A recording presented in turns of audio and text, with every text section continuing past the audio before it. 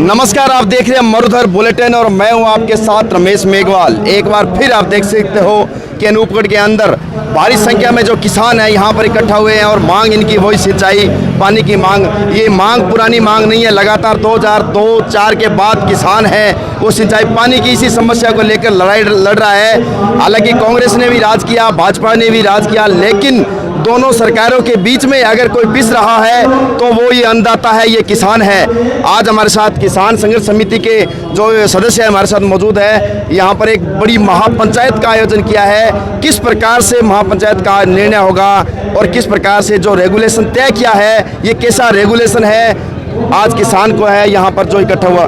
राकेश जी, लगातार दिल्ली में भी आपका चेहरा दिखाई दे रहा है, आज अनूपगढ़ में आप यहाँ पर आए हो। किस प्रकार का रेगुलेशन जो है वो सरकार ने तय किया है, किसानों का जो बिल्कुल ये बर्बाद कर दिया, क्या कहेंगे?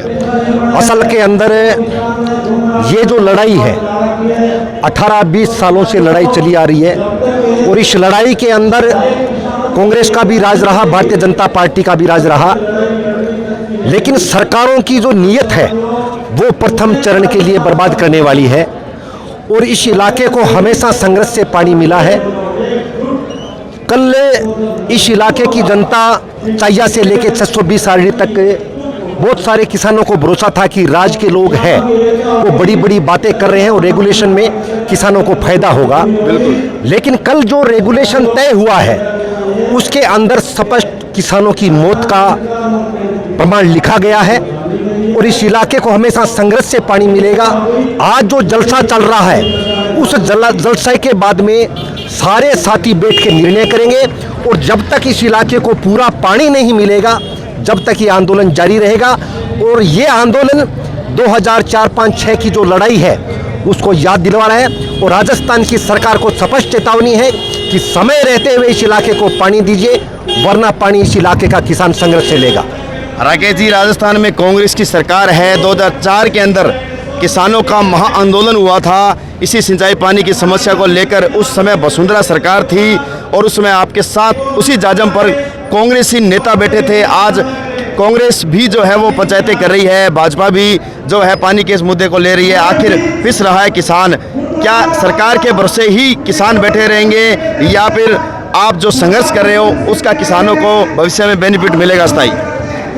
ये कांग्रेस और बीजेपी के जो नेता है एक सिक्के के दो पहलू है।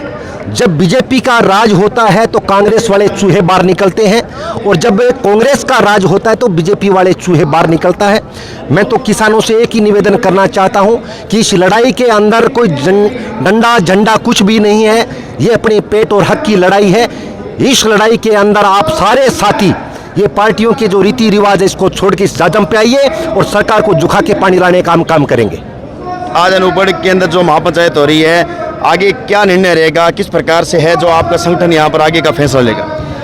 ये जलसा होने के बाद में लगभग 3-4 बजे के बाद में जितने भी संघर्ष साथी है, अन्नदाता है, वो बैठ के एक जाजम पे बात करेंगे और इस लड़ाई को चाहिया से लेकर 620 आरडी तक मजबूत करके सरकार को झुकाने का हम काम करेंगे और पानी लाने का अन्नदाता के लिए काम करेंगे। रघुवीर जी, हनुमानगढ़ से आप आए हो, किस प्रकार से तैयारियां करके आप आए हो? आज किस प्रकार का जो है वो सरकार को आप चेताने का प्रयास करेंगे? असल में जो कल मीटिंग हुई है सिंचाई विभाग में, जो 4 समूह और एक चलाने की जो बात की है, ये मतलब आज अभी तक कभी नहीं हुआ है। और जितना पानी 1353 फीट का पानी है, इससे कम में भी नहरें चली है, लेकिन अभी ये चल नहीं रहे हैं। जिन लोगों ने ट्यूबवेल से या दूसरे बारिश से कुएं चलाकर फसल तैयार कर ली, उसको बर्बाद कर दिया। और आगामी ये 5 दिसंबर तक अभी कुछ नहीं बोल रहे हैं कि यही चलेगा। अगर ये चलेगा तो ये समझ लो कि 2 ही बारियां आएगी, तीसरी बारी नहीं आएगी, और तीसरी बारी नहीं आएगी तो फसल नहीं लगेगी और ये फसल भी जाएगी और आगे वाले भी कोई संभावना नहीं है। इसलिए ये तय है कि लोग लड़ेंगे क्योंकि फसल नहीं हो रही है। एक तरफ मोदी जी कानून लेके आ रहे हैं, दूसरी तरफ गहलोत और ऐसा पागल एक अधिकारी मित्तल को बिठा रखा है। हम उसके पास जाते हैं, वो कुर्सी छोड़ भाग जाता है, छिप जाता है, कभी टॉयलेट में छुप जाता है, कभी कलेक्टर के पास जाके बैठ जाता है। ऐसे अधिकारी बैठे हैं तो लड़ना तो पड़ेगा साहब, और लड़ेंगे। जैसे साथी राकेश ने कहा, चाहिया से लेकर यहाँ तक है।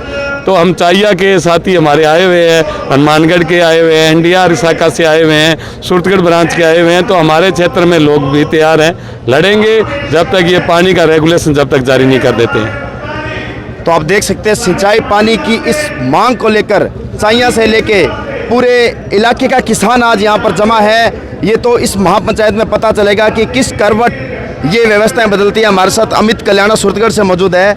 अमित जी, किस प्रकार की व्यवस्थाएं हैं? कह रहे हैं कि ऐसा रेगुलेशन आज तक कभी नहीं बना। किस प्रकार का रेगुलेशन है जिसका खामियाजा आज किसान भुगत रहे हैं? खामियाजा इन्होंने जब से देश आज़ाद हुआ है, चाहे वो कांग्रेस की सरकार रही है या भारतीय जनता पार्टी की सरकार रही है, वो दोनों सरकारें जिस राजनीतिक पार्टी की रही है, कभी भी किसान के हित में नहीं रही है। ये सीधा ही मैं तो कहूँगा, ये चोर मोसेरे भाई हैं, इसलिए वो कोई विश्वास नहीं करे। किसान साथियों से निवेदन करूँगा, हक और अधिकार की लड़ाई लड़ते हैं वो। अगर आप चाहते हो कि किसानी के लिए हमारा हक और अधिकार सरकार से दिलाएं, इसके लिए आपके किसानी के हित में लड़ने वाले को जनप्रतिनिधि और अपना राजा चुने। जब तक अपना राजा जनप्रतिनिधि नहीं चुनेंगे, ये सरकारें किसानों को ऐसे मारती रहेगी, ऐसे पानी नहीं देगी। और देश, किसान को नहीं, पूरे देश को नुकसान है। पूरे देश आज खतरे में है, और जब किसान खतरे में है तो पूरा देश का किसान खतरे में है, पूरा देश खतरे में है। दिल्ली 9 महीने से भी ज़्यादा समय हो चुका है, किसान बैठे हैं। ऊपर से राजस्थान सरकार के विरुद्ध यहाँ पर संयुक्त मोर्चे ने मोर्चा खोल दिया है। किस प्रकार की रणनीतियाँ तय हो रही है? एक तरफ मोदी सरकार नाम नहीं ले रही झुकने का, तो दूसरी तरफ गैरलोक सरकार उसका पूरा जो है फ़ायदा उठा रही है। क्या निर्णायक रहेगा आगे का ये आंदोलन? निर्णायक ये रहेगा, पहले कह चुका हूँ, ये चोर मोसेरे भाई हैं, एक ही सिक्के के दो पहले हैं। हम किसान साथी हैं, ये आंदोलनकारी हैं, कभी भी इन पे विश्वास नहीं करते। तभी तो 9 महीने से लगातार ना तो कांग्रेस हमारे पक्ष कर रही है किसानों की, और नहीं भाजपा कर रही है। भाजपा की सरकार वो सुन नहीं रही है, इसलिए कोई इन दोनों पार्टियों में राजनीति पे विश्वास नहीं कर रही है। किसान अपने हक की, अपने पेट की लड़ाई खुद लड़ेगा और मजबूती से लड़ेगा, नहीं तो वोट की तरह किसको मारने का काम करेंगे, उनको खत्म करने का काम करेंगे। तब हमारी सरकार होगी और खुशहाल किसान होगा। राकेश जी, एक बार फिर आपसे पूछना चाहूँगा एक सवाल। 2004 के बड़े आंदोलन के बाद में अभी जो ये तीनों कृषि बिलों के रद्द कराने में जो किसानों ने एकता दिखाई, और आज अनूपगढ़ में महापंचायत देख रहे हैं, भारी तादाद में भीड़ है, क्या किसानों के साथ फिर कोई ऐसा धोखा नहीं होगा, या फिर किसान के साथ ऐसा कोई भेदभाव नहीं होगा जो 2004 के आंदोलन के बाद किसान ने अपने आप को एक ठगा सा महसूस किया? इस देश के अंदर संयुक्त मोर्चे का निर्माण सिर्फ किसी भारतीय जनता पार्टी के खिलाफ नहीं, इस देश में राज करने वाली अनेकों पार्टियों के खिलाफ संयुक्त मोर्चा यानी देश का अन्नदाता और मजदूर और नौजवान खड़ा हुआ है। हमेशा सरकारों ने धोखा देने का काम किया है। टेबल पे, कुर्सी पे अलग बात है, धरातल पे कुछ अलग बात है। 2004, 5, 6 में जो हुआ, उससे ये संयुक्त मोर्चा सीख लेके ऐसे मजबूत कागजात तैयार करवाएगा कि इस इलाके के किसान को हमेशा के लिए संघर्ष के रास्ते पे ना आना पड़े, और जो कागजात है उस कागजात से इस इलाके को पानी मिले। और जब तक ये लड़ाई हमारी जारी रहेगी संयुक्त मोर्चा के नेतृत्व के अंदर, जब तक इस इलाके के किसान के लिए पानी के लिए कोई उचित व्यवस्था नहीं हो जाती, रेगुलेशन में बदलाव नहीं हो जाता। शुक्रिया राकेश जी। तो आप देख सकते हैं किस तरीके से किसान जो है वो लगातार इसी सिंचाई पानी की मांग को लेकर, रेगुलेशन को लेकर आज यहाँ पर अनूपगढ़ में जो एक बड़ी सभा हो रही है। अभी कुछ ही समय के बाद में पता चलेगा कि इस सभा का क्या निर्णय, आगे किसान क्या फैसला लेते हैं। जुड़े रहिए मरुधर बुलेटिन के साथ।